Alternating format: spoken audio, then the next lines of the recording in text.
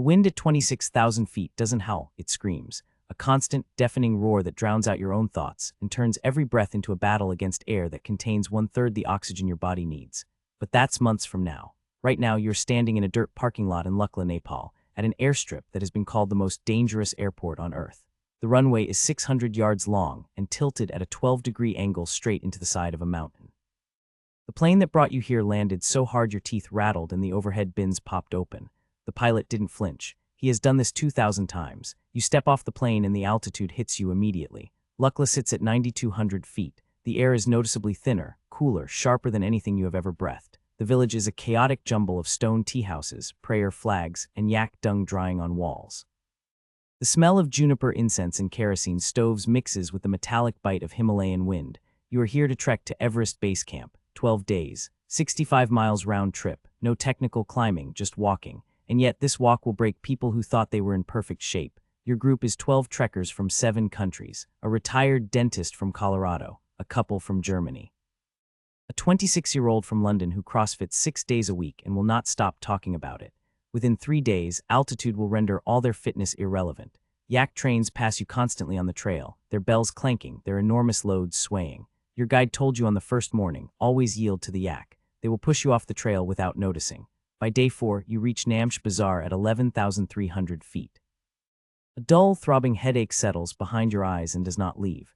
You have no appetite, but your guide forces you to eat dal bat twice a day because your body is burning 4,000 calories just to exist at this altitude. The CrossFit guy is vomiting behind the tea house. His blood oxygen has dropped to 78%. Normal is 99. He will be evacuated by helicopter the next morning. Altitude doesn't care how many deadlifts you can do. You reach base camp on day 8.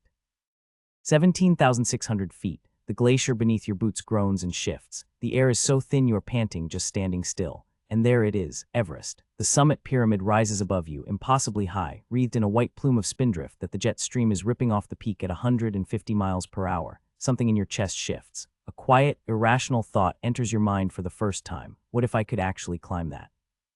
You take your photo at the base camp sign. You turn around and walk back down. The thought doesn't leave. 2 years later, you're standing at the base of Kilimanjaro, 19,341 feet, the tallest freestanding mountain in the world. No technical climbing, just a brutal walk through 5 distinct climate zones. You are here to answer the question that has been eating at you since Nepal. Can your body handle real altitude? On summit night, you leave high camp at midnight. -15 degrees. You climb by headlamp in a single-file line of 50 strangers, each locked in a private battle with their body.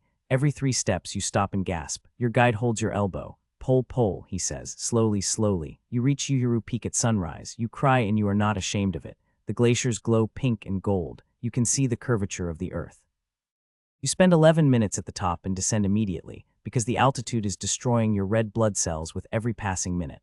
6 months later, you climb Elbrus in Russia, 18,510 feet, the highest point in Europe. A blizzard pins your group at the summit ridge for 3 hours. Wind chill hits -40. Your climbing partner's goggles freeze over completely, and you guide him by the arm down a 40-degree ice slope in near whiteout. One wrong step and you both slide 2,000 feet into a crevasse field. You make it down. Your toes turn purple, but the feeling comes back after a week. You sit in the hotel bar and realize something. You are not doing this for the views anymore. You are doing it because the mountain scared you, and you went up anyway. You enroll in a 2-week Alpine course in Chamonix, France. Your instructor is a French mountain guide with 30 years of experience and fingertips missing from frostbite in 2003. He does not care about your Kilimanjaro certificate. He tells you on the first morning, everything you have done before was tourism. Now you learn to climb. You learn crevasse rescue, how to build a Z-pulley anchor system to haul your partner out of a 60-foot crevasse using 2 ice screws, a pulley, and 3 carabiners. You practice until you can do it blindfolded, because in a real situation, you will be doing it in a blizzard with frozen hands and a screaming partner dangling below you. You climb Mont Blanc, 15,771 feet, the most deadly mountain in Europe. You move through the Gouter Couloir, a gully notorious for rockfall. Stones the size of televisions ricochet off the walls above you. Your heart hammers. Your instructor does not flinch once. Then Denali. 20,310 feet, the coldest mountain on the 7 summit circuit. 21 days on the mountain, hauling 60-pound packs through waist-deep snow. Temperatures at high camp drop to -40 with wind chill. Your pee bottle freezes solid inside your sleeping bag. The summit push takes 14 hours. The last 2,000 feet is a knife-edge ridge with a 4,000-foot drop on both sides. You reach the summit. You do not celebrate. You are too tired, too cold, and too aware that most climbing deaths happen on the descent. You turn around and go down. You are learning a brutal truth. Above 20,000 feet, the human body is dying, not adapting, not acclimatizing. Dying. Your brain swells, your blood thickens, your lungs fill with fluid, and your muscles are consumed for fuel because your digestive system has essentially stopped working. You are in a race against your own biology, and the biology always wins. You climb Aconcagua. 22,841 feet, 14 days of brutal altitude and wind that can rip your tent off at stakes at 3 in the morning. At Camp 3, you wake and cannot breathe. Your lips are blue. Pulmonary edema, the mountain is drowning you from the inside. You take nifedipine and spend the rest of the night coughing pink-tinged sputum into a bottle. You descend, rest 2 days, and go back up. You summit feeling nothing. No joy, no triumph. Just relief that your body held together long enough. Then Dablam, 22,349 feet, a terrifying peak that looks like a shark's tooth made of ice and granite. You fix ropes up vertical rock wearing crampons and a 60-pound pack. Your fingers crack and bleed. One night, an avalanche sweeps the slope 200 meters to your left. The sound is like a freight train. The ground shakes. You press yourself flat against the snow. Misses you by the width of a soccer field. You lie awake the rest of the night. You have decided you are going to climb Everest. But first, you need to prove you can survive the death zone above 8,000 meters, where the oxygen drops to 1/3 of sea level and your body begins consuming its own muscle tissue for energy. You choose Cho Oyu, 26,864 feet, the 6th highest mountain in the world. A Korean climber fell through a snow bridge 3 weeks before you arrived. They found his body 60 feet down, wedged between ice walls, frozen solid with his arms still reaching upward. 5 weeks on the mountain. The acclimatization is methodical and mind-numbingly slow. At Camp 2, you force yourself to eat ramen that tastes like hot salted cardboard. Your body has lost 12 pounds. Summit day, you leave Camp 3 at 1 in the morning, negative 35 degrees. The stars are impossibly bright, so little atmosphere that you see the Milky Way in full color. Each step requires 3 full breaths. The fixed ropes are old, sun-bleached, some frayed almost to the core. You clip in anyway because there is no alternative. You reach the summit of Cho Oyu. Everest is right there, massive, dominating, impossibly close. You can see the tiny colored specks of tents at Camp 4, the trail of climbers moving up the Lhotse face like ants. You stare at it and think, I'm coming for you. You wire $65,000 to an expedition company in Kathmandu. By the time you add gear, permits, flights, insurance, and Sherpa support, the total exceeds $85,000. Your wife does not understand. Your mother stops calling because she does not want to hear about it. Your first rotation takes you through the Khumbu Icefall, the most terrifying obstacle on the southern route. A frozen river of ice blocks the size of office buildings, constantly shifting and collapsing. Aluminum ladders span crevasses that drop into blue-black nothingness. Some crossings require 3 ladders lashed together, wearing crampons on aluminum rungs, 60-pound pack, swaying over a 200-foot void. A Serac collapse here killed 16 Sherpas in 2014. You think about this every single time you clip into the first ladder. You climb the Lhotse face, a 3,000-foot wall of blue ice at 45 degrees. Below you is a 3,000-foot drop. Above you, other climbers kick loose chunks of ice that whistle past your helmet like bullets. At Camp 3, sleep is impossible. Your body alternates between hyperventilating and not breathing at all, jolting you awake every 45 seconds. You descend to base camp. You have lost 19 pounds. Your face is gaunt, sunburned, cracked. The nails on both big toes have turned black. You rest, hydrate, and wait for the weather window. Everest gives you 4 to 6 climbable days each spring. Miss it and you go home with nothing. The weather window opens. Winds on the summit drop below 25 knots. The jet stream has lifted. You have a 3-day window. You leave base camp within the hour. At Camp 4, the South Col, 26,000 feet, you strap on your oxygen mask. The bottled oxygen doesn't make you feel normal. It makes you feel like you are at 20,000 feet instead of 26,000. Camp 4 is a wasteland. Wind-scoured rock littered with shredded tents, empty oxygen bottles, and frozen human waste. Nobody sleeps at Camp 4. At 9 p.m., you step into negative 40 degrees. 200 climbers are going for the summit tonight. You climb by headlamp, 3 breaths per step, your world narrowed to a 6-foot circle of light and the hiss of oxygen in your mask. At 28,000 feet, you pass a body, sitting upright against a rock in a faded red down suit, face blackened and mummified, frozen fingers curled into claws. Nobody has moved it. Nobody will. At this altitude, it would take 4 climbers an entire day to carry a corpse down. The dead stay where they fell. You step around it and keep climbing. The Hillary Step, a 40-foot wall of rock and ice. Fixed ropes layered from dozens of previous seasons, tangled together like frozen spaghetti. You clip into the most recent one and pray it holds. You top out onto the summit ridge. The prayer flags, 29,032 feet. The sky above is deep indigo, almost space. The shadow of Everest stretches across the clouds below, a perfect black triangle. You are standing on the highest point on Earth. You cry. The tears freeze instantly on your cheeks. Your Sherpa takes your photo. You spend 8 minutes on top, no more. Every minute here, your brain is swelling and your chances of getting down alive are shrinking. You turn around. 80% of Everest fatalities happen on the descent. You clip into the rope and begin the long, terrifying downclimb. You made it.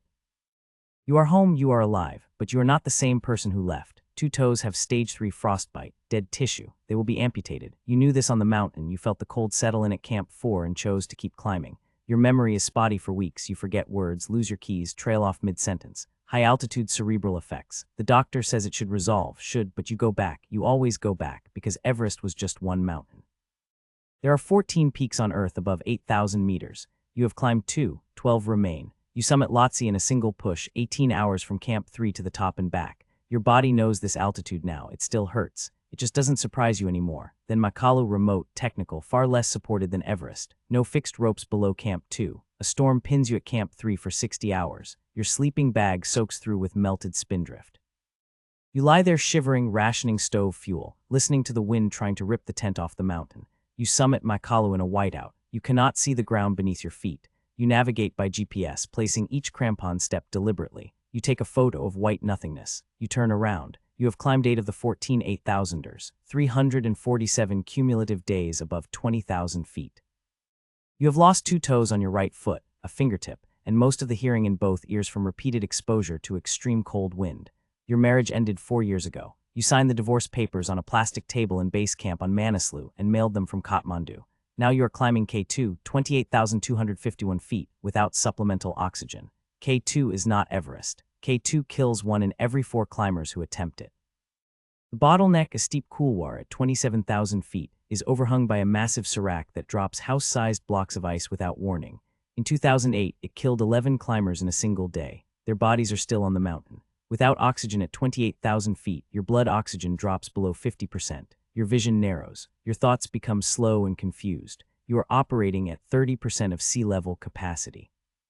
You climb through the bottleneck at 3 in the morning, front pointing up 60-degree ice, calves burning, lungs heaving, vision dimming at the edges.